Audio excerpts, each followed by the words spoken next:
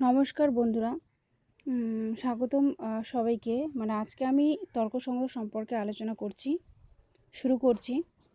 তর্ক সংগ্রহ হচ্ছে বৈশেষিক দর্শনের উপর ভিত্তি করে রচিত একটা গ্রন্থ। এটা তর্ক সংগ্রহ একটা প্রকরণ গ্রন্থ, আর তর্ক সংগ্রহ লিখেছেন অন্নং ভট্ট। আর এই গ্রন্থের উপর রচিত যে টিকা সেটা হলো দীপিকা টিকা। এখানে দেওয়া আছে দীপিকা টিকা। আর এই গ্রন্থে মঙ্গলাচরণে বিশেষ শঙ্কর বা শিবকে স্মরণ করা হয়েছে, বা শিবকে তিনি অনুসরণ করেছেন বা নিবেদন করেছেন, প্রণাম নিবেদন করেছেন, যিনি হলেন অখিল বিদ্যার উপদেষ্টা, যাতে গ্রন্থ নির্বিঘ্নে পরিসমাপ্তি হয়। আর এই জন্যই তিনি তার মঙ্গলাচরণে অর্ধনারীশ্বর গৌরীশঙ্করকে প্রণাম নিবেদন করেছেন। টিকা আগে বললাম দীপিকা টিকা। আর পদার্থ হচ্ছে 7 প্রকার: দ্রব্য, গুণ, কর্ম, সামান্য, বিশেষ, সমবায়, অভাব। এরপর হচ্ছে দ্রব্য আবার 9 প্রকার: পৃথিবী, অপ, তেজ, বায়ু, আকাশ, কাল, দিক, আত্মা, মন। এবার গুণ হচ্ছে 24 প্রকার। এই গুণ সম্পর্কে আমি আলোচনা করছি। যেমন হচ্ছে রূপ হচ্ছে কি? চক্ষু মাত্র গ্রাহ্য গুণ রূপম। চক্ষু মাত্র গ্রাহ্য গুণ রূপম, অর্থাৎ যে রূপ কেবলমাত্র চক্ষুর ইন্দ্রিয়ের দ্বারা গ্রাহ্য, তার রূপ সেটাই হচ্ছে রূপ আবার 7 প্রকার। কি? শুক্ল, নীল, পীত, রক্ত, হরিত, কপিল, চিত্র। এই রূপ শুধুমাত্র কোন কোন দ্রব্যে থাকে? পৃথিবীতে থাকে। পৃথিবী নামক যে দ্রব্যটা, সেখানে 7 প্রকার রূপেই থাকে। জলে শুধু অভাস্বর শুক্লরূপ থাকে, আর তেজে ভাস্বর শুক্লরূপ থাকে। এবার হচ্ছে রস কি? রস ইন্দ্রিয়ের দ্বারা, রসনা গ্রাহ্যগুণ রসহ, অর্থাৎ রস ইন্দ্রিয়ের দ্বারা, রস মানেই হচ্ছে জিহা, রসহ কোন ইন্দ্রিয়? জিহা। রস ইন্দ্রিয়ের দ্বারা গৃহীত গুণের নামই হচ্ছে রস, অর্থাৎ রস হচ্ছে 6 প্রকার: মধুর, অম্ল, লবণ, কটু, কষায়, তিক্ত। এবার এই যে রস, সেটা কোন কোন দ্রব্যে থাকে? পৃথিবীতে 6 প্রকার। পৃথিবী নামক দ্রব্যে তো 6 প্রকার রসই আছে। আবার জলে মধুরস আছে। এরপরে হচ্ছে গন্ধ। ঘ্রাণ গ্রাহ্য গুণঃ গন্ধ, অর্থাৎ ঘ্রাণেন্দ্রিয়ের দ্বারা গ্রাহ্য গুণের নামই হলো গন্ধ। এই গন্ধ আবার 2 প্রকার: সুরভি ও অসুরভি। গন্ধগুণ শুধুমাত্র পৃথিবীতেই থাকে। স্পর্শ কি? স্পর্শ হচ্ছে ত্বগেন্দ্র মাত্র গ্রাহ্য গুণের স্পর্শ, অর্থাৎ ত্বগেন্দ্রের দ্বারা গৃহীত গুণের নামই হলো স্পর্শ। এটি ত্রিবিধ, এটি আবার 3 প্রকার।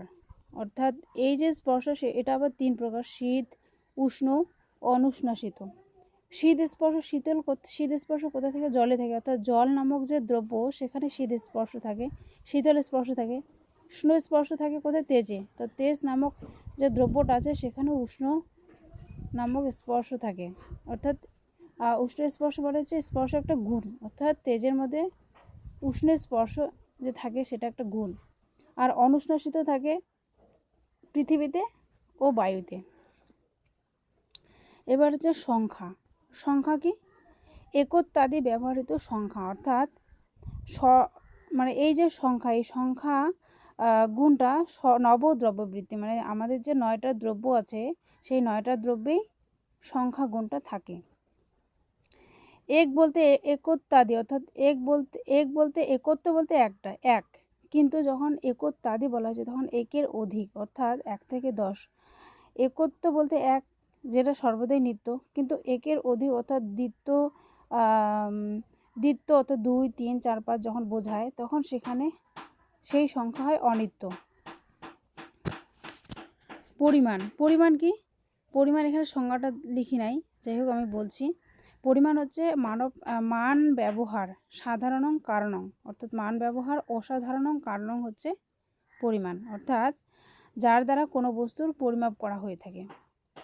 আর এই পরিমাণ সমস্ত দ্রব্যেই থাকে, অর্থাৎ 9টা যে দ্রব্য, সেই 9টা দ্রব্যেই পরিমাণ থাকে।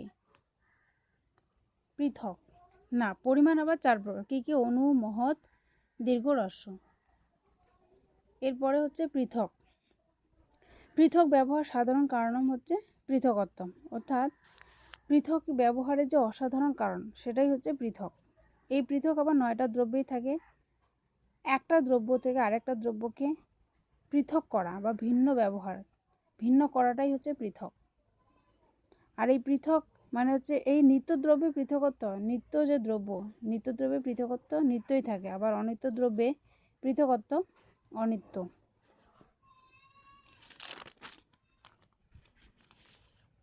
এবার হচ্ছে সংযোগ। সংযোগ কি? সংযুক্ত ব্যবহৃত সংযোগ মানে হচ্ছে পৃথক দুটি বস্তুর পারস্পরিক মিলনকে সংযোগ বলে, এবং তাদের যে বিচ্ছিন্ন, তো সংযোগ নাশক, তাদেরকে আলাদা করা, অর্থাৎ পরস্পর বিচ্ছিন্ন করা বা আলাদা করাটাই হচ্ছে বিভাগ। যেমন বৃক্ষে যখন একটা পাখি উড়ে এসে বসে পড়ে, তখন সেখানে পাখির সঙ্গে বৃক্ষের একটা সংযোগ হয়। আবার পাখি যখন সেই বৃক্ষ থেকে উড়ে অন্যত্র কোথাও চলে যায়, তখন বৃক্ষ থেকে পাখি আলাদা হয়ে যায়, অর্থাৎ সেটাই হচ্ছে বিভাগ। এবার হচ্ছে কি গুরুত্ব। পরত্ব অপরত্ব, পরাপর ব্যবহার সাধারণ কারণটাই হচ্ছে পরত্ব অপরত্ব। পরত্ব অপরত্ব আবার দুই প্রকার, দিকৃত ও কালকৃত। এবার হচ্ছে গুরুত্ব। গুরুত্ব কি? গুরুত্ব যে আদ্য পতন সমবায়ী কারণ হচ্ছে গুরুত্ব, মানে হচ্ছে প্রথম পতনের যে সমবায়ী কারণ সেটাই হচ্ছে গুরুত্ব।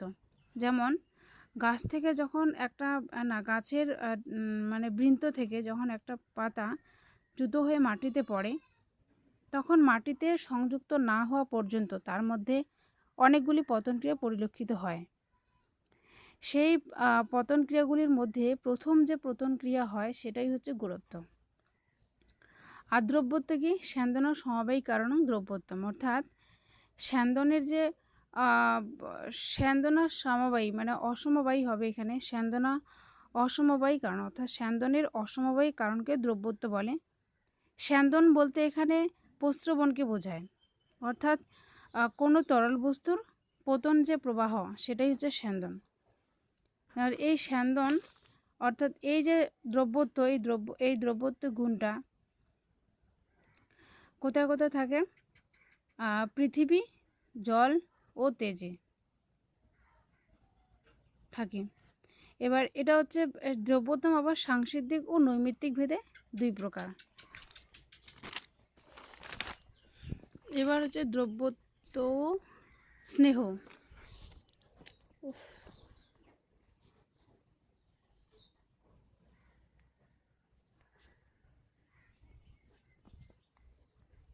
স্নেহ। স্নেহ কি? চূর্ণাদি পিণ্ডিভাব হেতু গুণঃ স্নেহ, অর্থাৎ যে গুণের জন্য চূর্ণদ্রব্য, যে গুণের জন্য চূর্ণদ্রব্য পিণ্ডিভাব প্রাপ্ত হয় তাই স্নেহ। যেমন জলে স্নেহ গুণ থাকে। ঘৃত ও তৈল দিতে স্নেহ গুণ দেখায় জলের সংসর্গে এলে, মানে ঘৃত এবং তৈল যখন জলে মেশানো হয় তখনই সেখানে মানে স্নেহ গুণ দেখা যায়। তারপরে হচ্ছে শব্দ। শব্দ কি? শ্রোত্র গ্রাহ্য গুণ হয় শব্দ, মানে শ্রবণ ইন্দ্রিয়ের দ্বারা যে গুণের জ্ঞান হয় তাই শব্দ। শব্দ হচ্ছে শব্দগুণ কোনো মানে শুধুমাত্র আকাশেই থাকে, অর্থাৎ 9টি যে দ্রব্য তার মধ্যে আকাশ নামক দ্রব্যেই শব্দগুণ থাকে। এবার শব্দ হচ্ছে দুই প্রকার, ধনাত্মক বর্ণাত্মক। ধনাত্মক শব্দ বলতে ধ্বনিযুক্ত শব্দ, মানে যেখানে শব্দ উৎপন্ন হয়, যেমন হচ্ছে ঢাকের শব্দ, মৃদঙ্গ ইত্যাদি। আর বর্ণাত্মক বলতে যেমন সংস্কৃত ভাষা, বর্ণ বলতে এখানে স্বর স্বরেয়া ক খ ইত্যাদি। বুদ্ধি।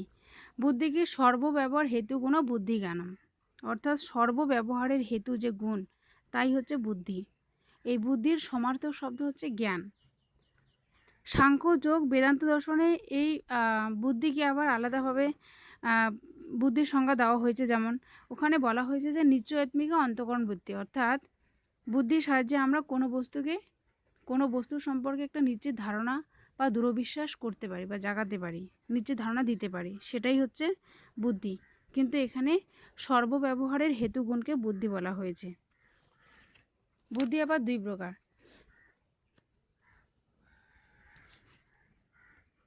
কি কি? বুদ্ধি হচ্ছে দুই প্রকার, স্মৃতি অনুভব। স্মৃতি কি? সংস্কার মাত্র জন্ম জ্ঞান হচ্ছে স্মৃতি, অর্থাৎ সংস্কার মাত্র জন্ম যে জ্ঞান সেটাই হচ্ছে স্মৃতিজ্ঞান। স্মৃতি ভিন্নং জ্ঞানং হচ্ছে স্মৃতি ভিন্নং যে জ্ঞান সেটাই হচ্ছে অনুভব। অনুভব আবার দুই প্রকার, যথার্থ অনুভব ও অযথার্থ অনুভব। যথার্থ অনুভব আবার চার প্রকার, প্রত্যক্ষ, অনুমিতি, উপমিতি, শব্দ। আবার অযথার্থ অনুভব তিন প্রকার, সংশয়, বিপর্যয়, তর্ক। বিপর্যয় বলতে এখানে মিথ্যা জ্ঞান। আর সংশয় কি?